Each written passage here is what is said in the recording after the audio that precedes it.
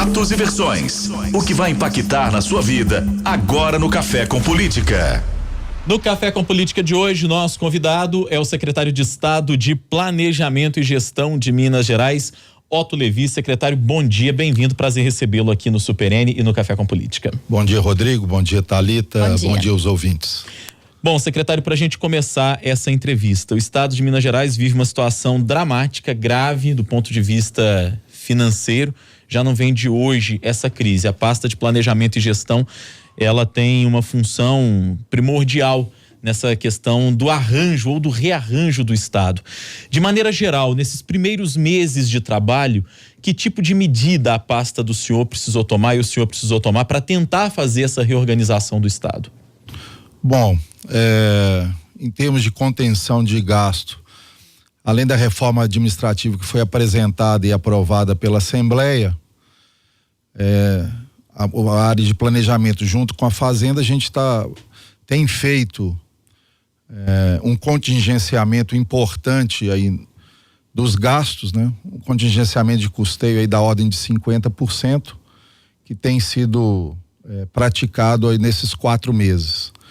E por coincidência, ontem à noite a gente apresentou pro governador o resultado e nesses 4 primeiros meses nós conseguimos segurar os gastos do governo de Minas em 3,5 bilhões de reais.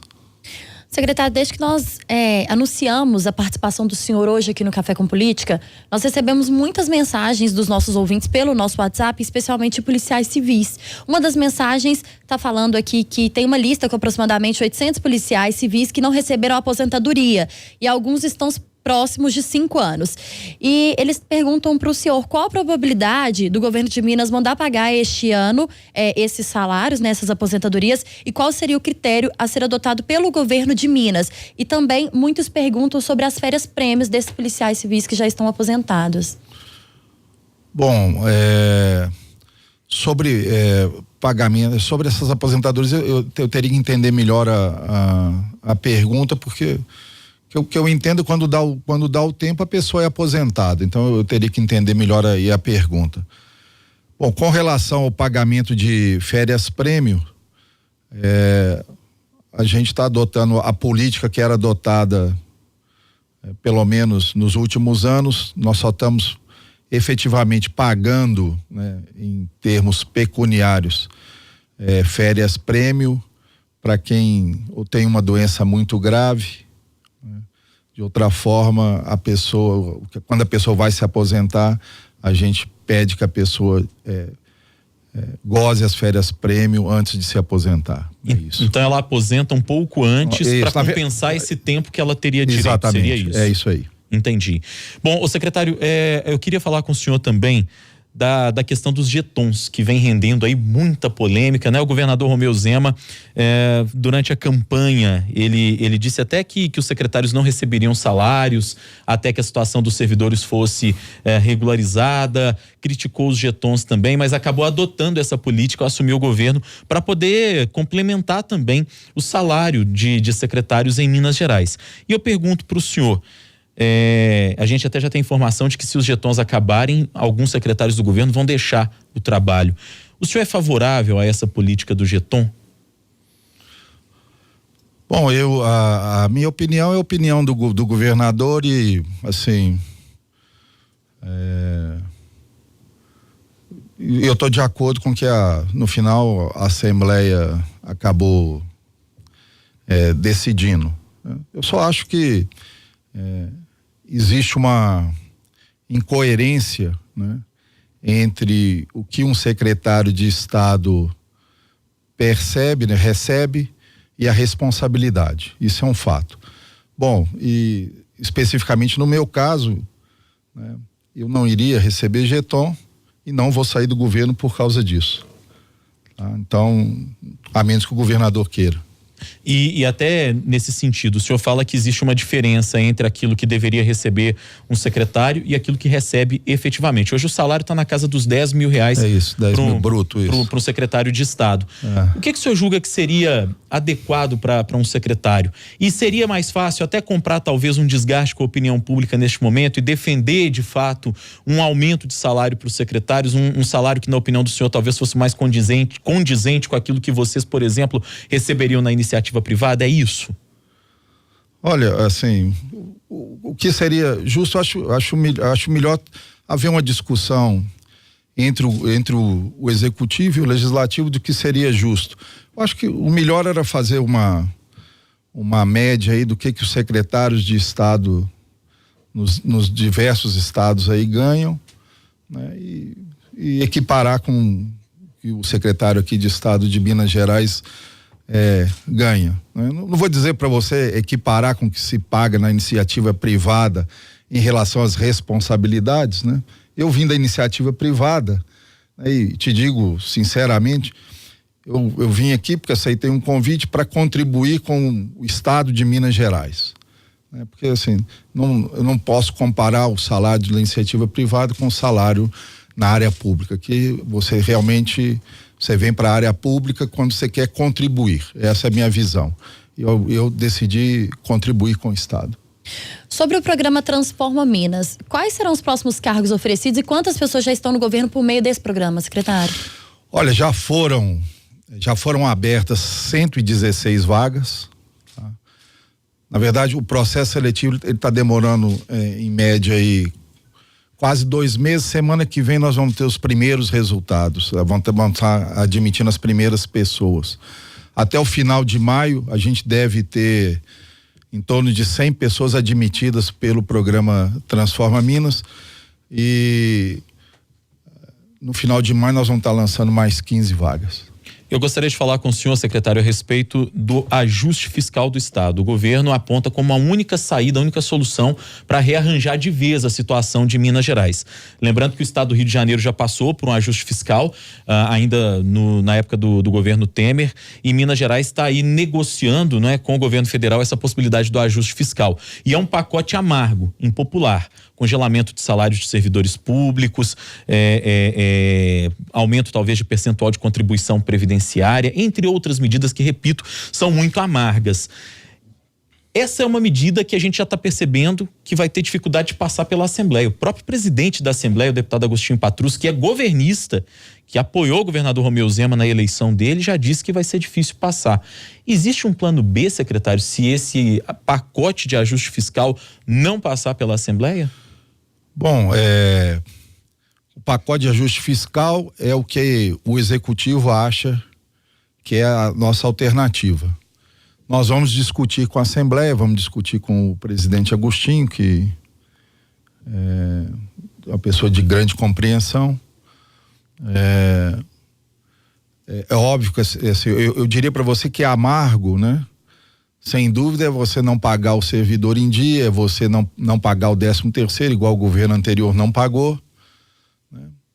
E, na verdade, eu acho também assim, nós vamos agora começar a conversar com o Legislativo, vamos explicar quais são essas medidas, porque, na verdade, então, algumas coisas precisam ser esclarecidas. Então, primeiro é o seguinte, o programa de ajuste fiscal, ele proíbe aumento real de salários, né? Privatizações? Bom, privatizações, acho que isso também vai ser uma boa discussão, porque se você pegar o balanço, vamos dizer, das companhias abertas, CEMIG, Copasa, você vai verificar que nos últimos 4 anos, o governo do estado foi um péssimo dono de empresas, ele pegou todo o dividendo das companhias e usou para pagar suas dívidas. Então hoje, principalmente a CEMIG, é uma empresa endividada, a relação dívida-EBITDA é superior a 3,8. A CEMIG hoje, ela não tem condições, por causa dessa última política que foi feita nos últimos 4 anos, de fazer frente aos investimentos necessários para o desenvolvimento de Minas Gerais, né? Então,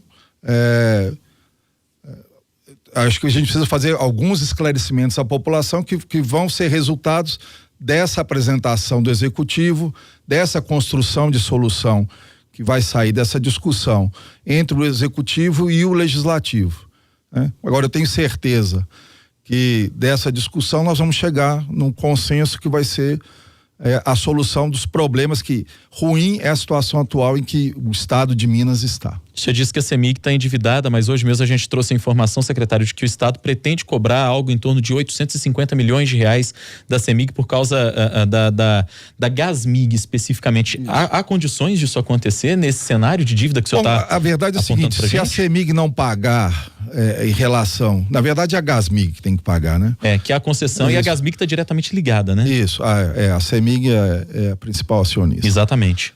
Mas se ela não pagar, ela perde o direito de outorga, né, de distribuição do gás. Aí a companhia não fica valendo nada. É o que aconteceu, né, no governo anterior, quando a CEMIG perdeu a concessão das usinas, né? Quanto que a CEMIG perdeu de valor por não ter o dinheiro para pagar pelas usinas, né, da MP, da então ex-ministra Dilma. Então, se a Gasmig não pagar a outorga, é isso que vai acontecer. O valor dela vai a zero. Então, eu diria que isso é uma situação de mercado que ela vai estar pagando para manter o valor dela. Ô, secretário, nós trouxemos hoje a informação de que a MGS anunciou que vai contratar mais de 3 mil pessoas, mas a própria MGS demitiu há pouco tempo pelo menos 1.000 servidores. Esses servidores vão ser recontratados? Por que houve essa troca? Esse é um dos problemas da companhia ser estatal. Infelizmente, às vezes, você não consegue. Se ela fosse uma empresa privada, eu conseguiria aproveitar sem problemas pessoas de uma área para outra. Por ser estatal, né, e por existir um processo de admissão simplificado, às vezes eu não consigo aproveitar pessoas que estão saindo de um contrato, que é o contrato do Estado, para um novo contrato, que é contrato com a prefeitura. Então é por isso que eu tenho que fazer, né? Entendi. Bom, secretário, a gente já está caminhando para o fim da entrevista, mas dá tempo ainda de fazer uma pergunta antes do nosso bate-pronto aqui, que é o perfil de vocês que assumiram o governo agora recentemente, do governador Zema, que vem da iniciativa privada, do senhor, que vem da iniciativa privada também. E eu pergunto, o desafio é maior e é mais difícil trabalhar no setor público do que na iniciativa privada diante de todas essas dificuldades? É mais difícil trabalhar na área pública, eu diria mais por causa do arcabouço institucional que trava as suas ações, né? A velocidade acaba não sendo a mesma, né? Mas não por causa das pessoas, né? Eu diria que funcionário público, ele é tão eficiente quanto funcionário da iniciativa privada. É mais realmente pelo arcabouço institucional. Na iniciativa privada você pode fazer tudo que você quiser, exceto o que a lei proíbe. Na área pública você só pode fazer aquilo que a lei permite. Então isso aí já te trava bastante. Vamos então para nossa hora do bate-pronto para encerrar a entrevista com o secretário Otto Levi. No Café com Política. Hora do bate-pronto. Perguntas objetivas, respostas objetivas. Combinado, secretário? Combinado. Reforma administrativa. Foi um sucesso. Planejamento. Eu diria o seguinte, a situação do Estado é ruim. Sem planejamento seria muito pior. Reforma fiscal. A gente vê como uma necessidade. Getons ou secretários ganhando melhores salários? Secretários ganhando melhores salários. Situação do Estado em apenas uma palavra. Dramática. Político ou técnico? Técnico.